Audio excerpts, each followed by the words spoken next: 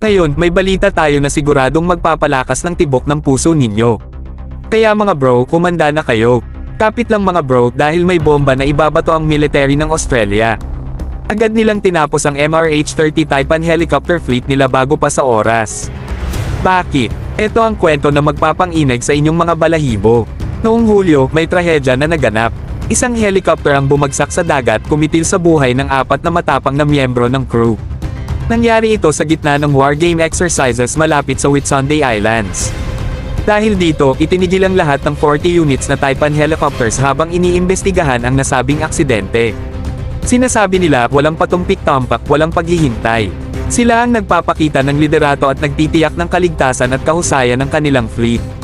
Isang matapang at desididong hakbang ito na nagpapakita ng kanilang dedikasyon sa kahusayan at pag-aalaga sa kanilang tauhan. Kaya mga bro, magbigay tayo ng pagpupugay sa mga matapang na miyembro ng crew na nagbuwis ng buhay.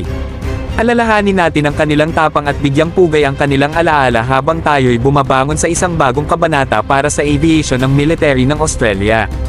Ang kalangitan ay nagbabago mga bro. Ang katapusan ng isang era ay nagsisimula ng isa pa. Handang magtungo sa mga mataas na pook ang military ng Australia, dala ang pinakabagong at pinakaligtas na teknolohiya. Hindi lang nila pinapa-retire ang mga helicopter, tinatanggap nila ang isang hinaharap ng pagbabago at pagiging matatag. Kaya maghanda na kayo at maging handa dahil umaandar na ang military ng Australia. Sila ang nagbabago ng mga tuntunin, sinusubok ang mga inaasahan at pinapakita sa mundo kung gaano sila kahusay. Sila ang tunay na puwersa na dapat katakutan at nangyayari ito sa ating harapan.